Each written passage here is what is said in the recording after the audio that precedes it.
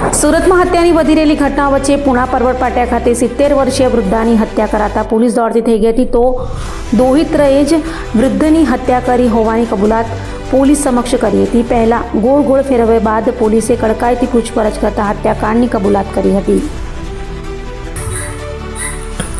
સુરતના પુણા પર્વત પાટિયા ખાતે આવેલ અનમોલ કોમ્પ્લેક્સમાં 70 વર્ષીય વૃદ્ધાની ગળું કાપી કરાયેલી ઘાતકી હત્યાને લઈ પોલીસ દોડતી થઈ ગઈ હતી। ત્યારે આ હત્યાકાંડમાં વૃદ્ધાના દોપિત્રની પોલીસે ધરપકડ કરી છે।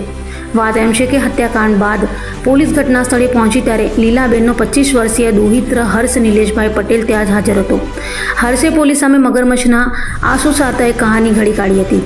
તેણે જણાવ્યું હતું કે નાની છેલ્લા ઘણા સમયથી કંટાળી ગયા હતા અને આજે અચાનક તેમણે મારે જીવવું નથી તેમ કહી ચપ્પુ ઉઠાવ્યું હતું।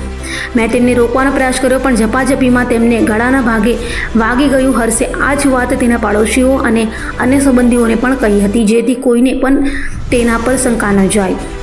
પોલીસને હર્ષની વાતોમાં શરૂઆતથી જ શંકા હતી। ઘટના સ્થળ પર લોહીના ડાઘ અને લાશની સ્થિતિ કંઈ જ અલગ જ વાર્તા કહેતી હતી। જોકે પીઆઈ વિક્રમ દેસાઈ તરત જ ડોગ સ્ક્વોડ, ફિંગરપ્રિન્ટ એક્સપર્ટ અને એફએસએલની મદદ લીધી હતી।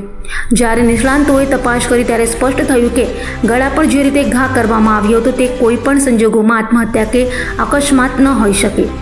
પોલીસે હર્ષને પોલીસ સ્ટેશન લઈ જઈ 3rd ડિગ્રી વગર જ મનોવૈજ્ઞાનિક ઢબે ઉલટ તપાસ શરૂ કરી હતી અને સતત 2 કલાકની પૂછપરછ બાદ હર્ષ તૂટી પડ્યો અને કબૂલાત કરી કે હા મેં જ નાનીને પતાવી દીધા છે તેમ કહી હત્યાની કબૂલાત કરતા પોલીસે તેની ધરપકડ કરી હતી।